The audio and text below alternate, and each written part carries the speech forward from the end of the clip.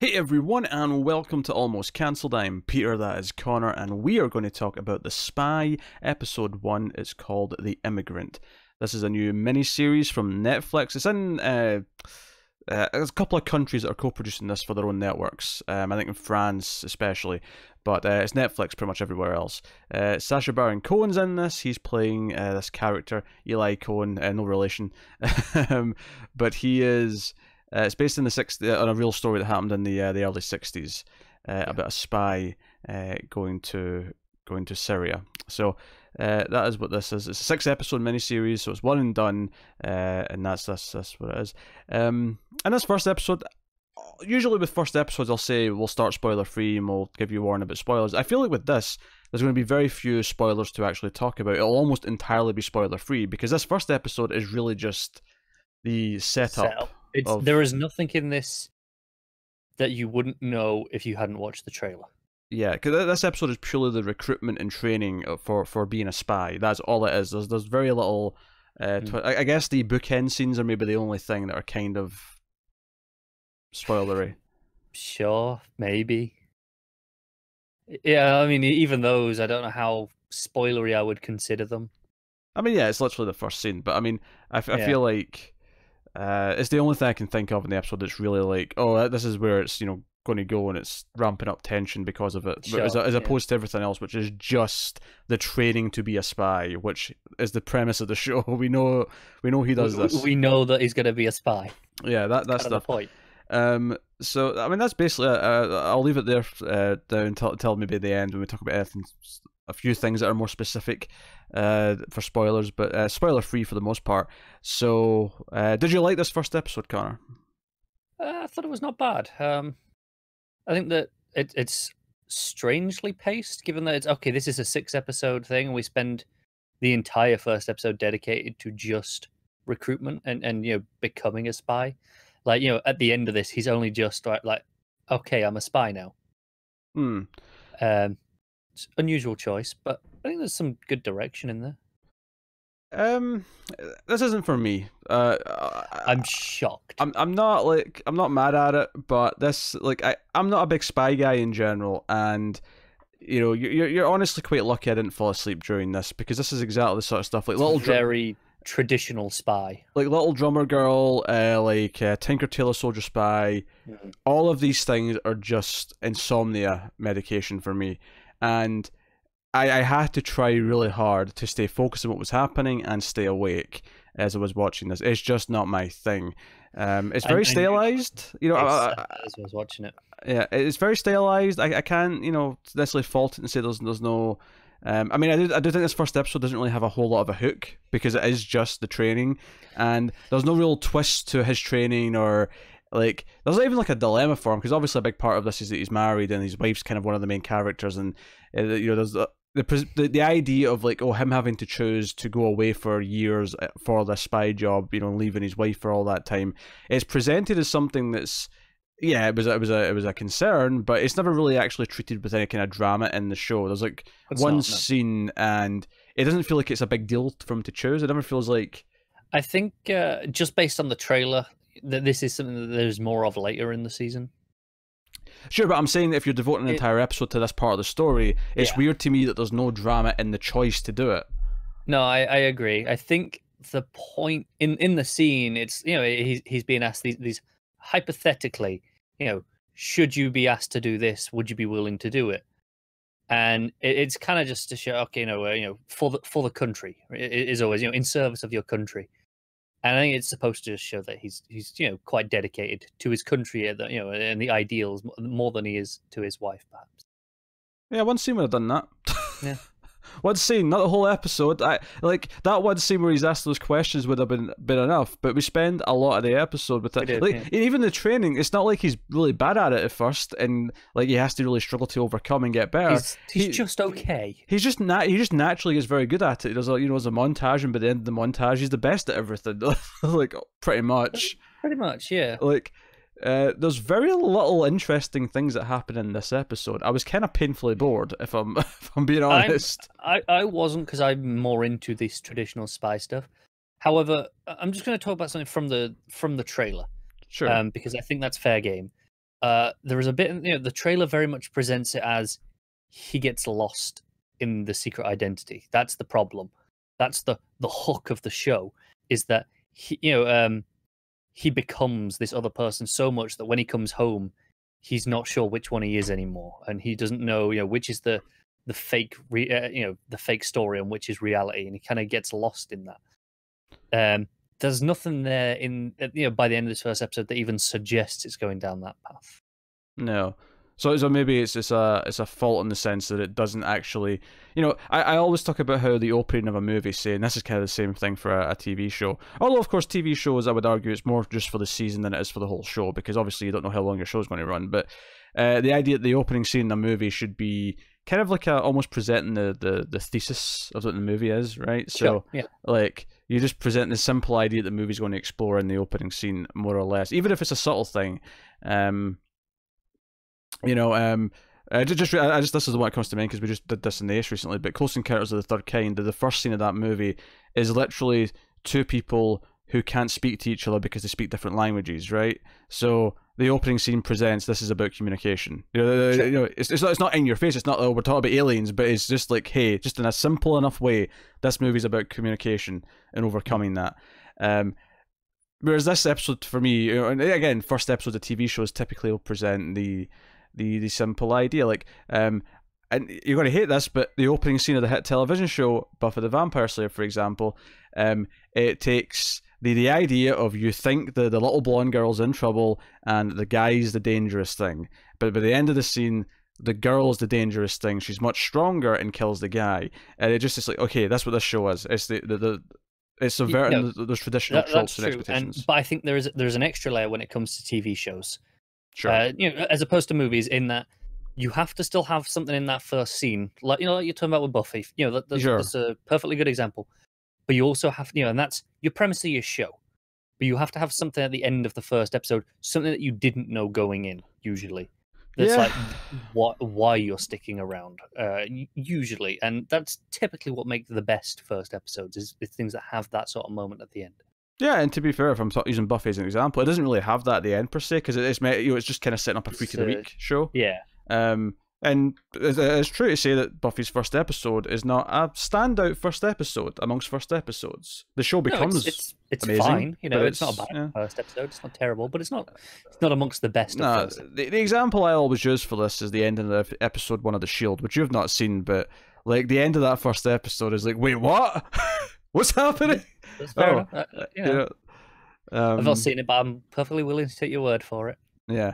It doesn't necessarily have to be a twist, but the end will have a hook. It has to present something new. That you spend most of your first episode is setting up the premise, and then something at the end just to subvert that a little bit. I know, don't get me wrong, because I can already see the comments. I can already see the comments coming that because this is based on a true story, that you can't necessarily have like a. Let's say you happen to know this story really well. You know who this is based on. You know the ins and outs of this. Obviously, you're not going to be surprised by anything. But the episode should still be written and presented in a way that kind of still gives you a twist to what's already happened in the episode at the end. And when I say a twist, I don't mean a twist in plot necessarily. I don't mean like, oh, you never saw that coming. I don't mean that. I will say, what is particularly frustrating about this episode is we mentioned, it has these bookend scenes which are set 6 years later. Yeah, 1964, I believe it was. Sure. But you can actively, there's nothing in those that does quite enough to do what we're talking about here. Whereas you could use that final moment in the future, so to speak, and you could use and have a moment there that does subvert something. And I don't think it goes far enough to do that. No, I mean, it doesn't really tell us anything that we didn't know in the opening scene. Exactly. From the start of the bookend. I feel like you really could use that last scene just to give us something that would work in the effect that we're talking about here. Yeah, all it could be is maybe, because, he doesn't really say anything or anything like that, but it could just be as simple as he says something that tells us that he did something we wouldn't have expected him to do in those past 6 years. I did this, and it's not just that he's writing to his wife, because obviously he's still missing his wife. It's like, no, he did something bad to his wife or something. And I'd be like, oh, wait, he did what? What happened in those 6 years? And I don't know if he did. Yeah. I'm theorizing things. Even if it's just something that contradicts something we saw earlier in the episode. So it's like, oh, that's interesting. No, it doesn't. There is nothing interesting in this episode. It is painfully boring from start to finish. I'm not going to hold back anymore. This is very harsh. I was. It looks good, although it is that they are really going over the top with that desaturation. Desaturated to shit. Yes, to the point where I actually thought in some scenes it was going for black and white, and I was, oh no, it's not. It's just. No, I agree. The very opening scene, it's this gorgeous. You're inside a car, you're looking out of the plane in the rain, and I'm like, it just looks black and white, and then someone else opens the car door and gets in, and I'm like, oh, there's actually some color there. Yeah, it's just really desaturated. Yeah. Which, and it's got a look. It's definitely hitting the style that it's going for. It feels that it's got the palette that it wants. Is doing that dry spy thing that it wants. In terms of the pace. Some stylish things where it kind of reads out the letters and it writes them up in text on the screen rather than just seeing it on the paper. Kind of Sherlock-esque. What it does with like the text messages in that. Well, no, I'd go more specific because this is the only thing in the episode that kind of gave it a bit of heart. Is that it's not just any text. It's specifically any ratings, because him and his wife write notes to each other. So anytime where they're doing that, we see the writing happen also on like the wall behind them, or maybe in the table next to them. Yeah, and it's actually the first time it does it, I think, is actually a very clever way of establishing his wife, because we've seen her already without context, and then we cut back to we cut to our main character, and he writes it just says, "Oh, my wife Nadia," I think her name was. And then it actually, while those words are still on the screen, it cuts back to her and has those words next to her and establishes that link in a very clever way, I think. That was interesting. So I did enjoy those.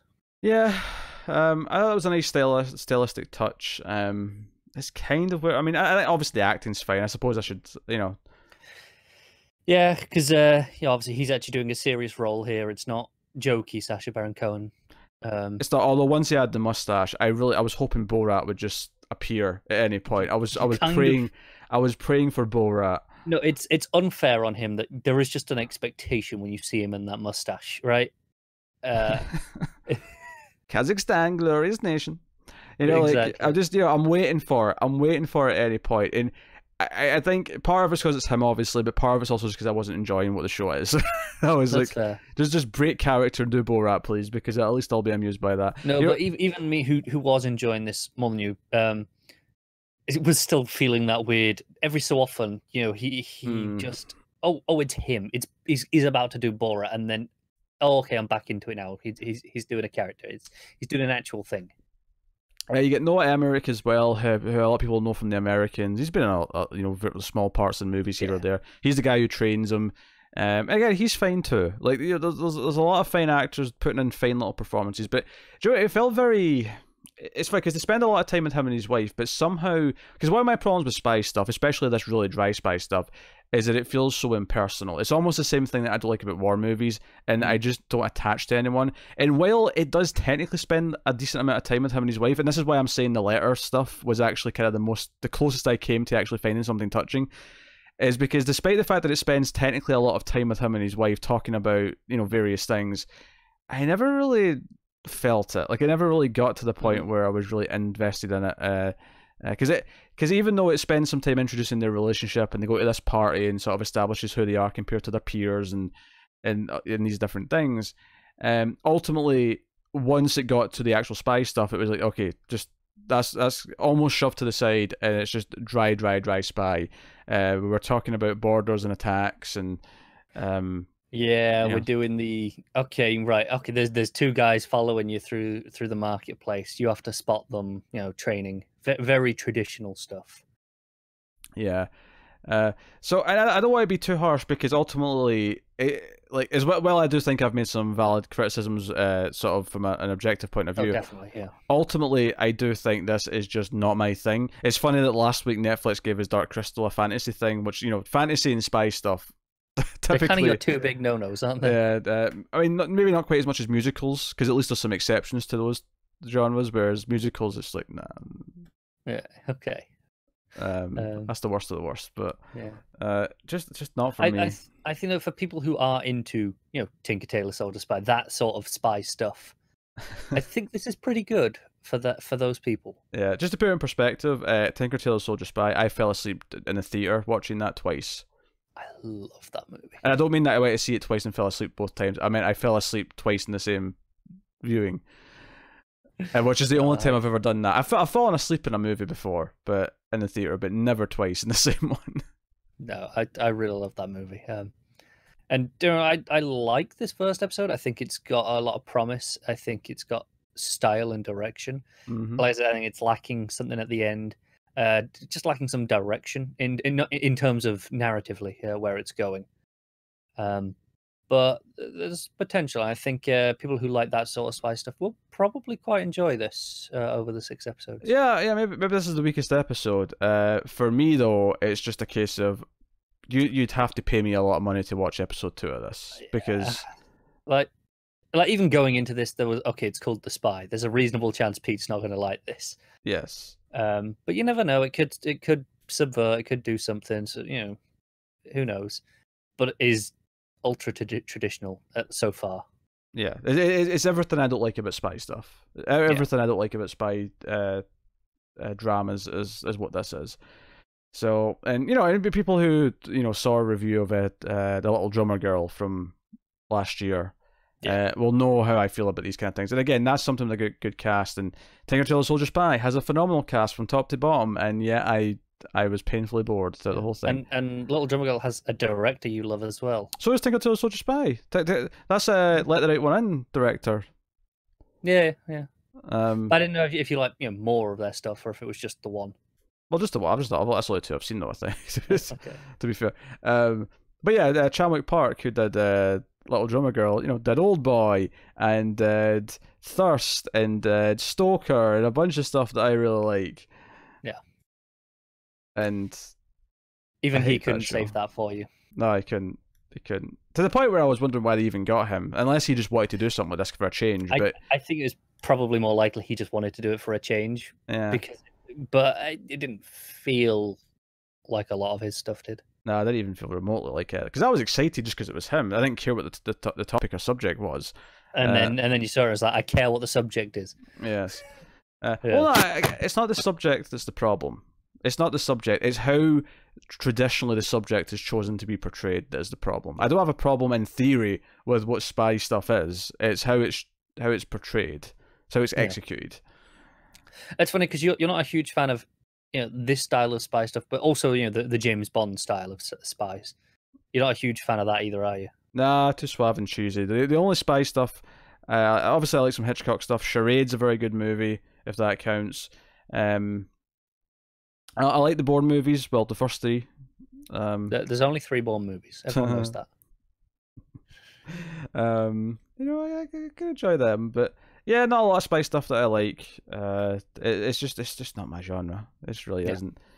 So no, that's that. Is there anything else you want to talk about? Do you want to talk about the bookend scenes, or? I mean, if you want. I mean, I like. There's a few really nice shots in this. He's staring up at the light and the moth's there, and it very much it's peering down through this grate. It's the whole very much he's trapped. And then just in case spoilers from this point on, just in case anything interesting does actually sneak out. It's very much this moth to a flame imagery, and presumably that's again to go with the first scene thesis. It's kind of okay, he's drawn to this for whatever reason, maybe for inexplainable reasons most likely, but and usually it's probably going to end up dangerous because moths burn themselves out. So it kind of is. It works in that sense symbolically, and again stylistically very nice. Yeah. And for the record, when I was critiquing the thesis idea, I was referring to the episode as a whole, not the first scene. That was fine enough for the start of the episode because it sets up, he's captured in 6 years. So that gives you enough to be like, okay, all right, so it's going to end badly, but we're going to go back to the start of the story. But the episode as a whole does not really set up anything beyond that. No, I agree. Or change it by the end. So this is kind of because at the end of the episode is just, he's finished his letter. Okay, time to leave the room. Yeah, that's it. He leaves the room with some guards. Pretty much. Possibly to be executed. I mean, maybe that's the implication. You kind of maybe, but it's not clear. The music it's fine. It's kind of standard Middle Eastern style. Well, the reason why I say he's been thriller. executed though is because the whole point is that this rabbi's come to see him. Yeah, It's very last rites kind of thing. no, it is. But like I said, there's an implication there, but there's nothing outright. It's never outright confirmed. It could quite easily swerve. I could probably just Google the dude and see You probably could. if that's when he died. If he did die, and didn't come home safe. You probably could, but you don't care enough to do that. I really don't. No, I got nothing else to add. This is a quicker review. I don't know. There's not a lot that I'm interested in delving into. There's not a lot of meat in the episode. Let's say if you've seen a spy movie, if you've seen it, this is the training. You've seen it before. For the most part of this stuff. Any of the interesting stuff in the trailer of, he gets lost in that personality, that identity, and it's about that. None of that whatsoever is in this episode, and that is disappointing because that after I saw the trailer, that was the stuff that had me interested. I mean, I'll give you there's one sort of character seed that could prove to be interesting in the long run. It is that when they go to this party and we see that he's kind of a victim of racism around him where he is in Israel, and I think it's maybe interesting the idea that he's so devout to serve the country, even though he is not exactly treated the best. He's not exactly seen and respected by everyone around him. So I mean, maybe there's an interesting sort of motivation to that is something they'll explore throughout the show. Again, but it's just a breadcrumb. I have nothing but breadcrumbs in this episode. There was nothing that hooked me. No, I agree. As it is. So. But there you go. That is episode 1 of The Spy. Naturally, we will not be covering any more of it. But of course, if you do watch more of it, feel free to come back and comment and let us know what you thought of it, and if it did get better for you, or maybe you loved the first episode. So let us know. But you can like and subscribe. Of course, you can rate the podcast, the audio feed on your podcast app, Apple Podcasts, whatever. Give us 5 stars and a nice little review. It helps us find more audience. They share us out more in the search results and the recommendations and things like that. Of course, the other way you can support us, the big way you can support us, is over at patreon.com/MailFuzzTV, where you can support us for as little as $1 per month. You can get some bonus episodes and stuff like that, and obviously in the higher tiers, you get to vote on certain things, you get a sponsor, you get to do all these things, get your name at the end of the video. So go and have a look and see if anything tickles your fancy. But that is us, so thank you once again. We will be back with another Netflix. I almost want to keep that. That's really quite fun. Netflix. We're doing your Netflix show. But no, we got our Netflix episode 1. In fact, we've got 2 next week, because I think The Island is on Thursday. It's on Thursday, and then on Friday we have Unbelievable. Is that next week? That might be the week after. I'll check quickly. You check quickly. Check what's coming next week, because we got new Netflix episode 1s every week. It's Unbelievable, and there's also, I believe, a foreign show. Yeah, Marianne, I think. Yeah, Marianne. Which is a French witch show, which I'm going to check out the pilot for next week, so look forward to that, guys.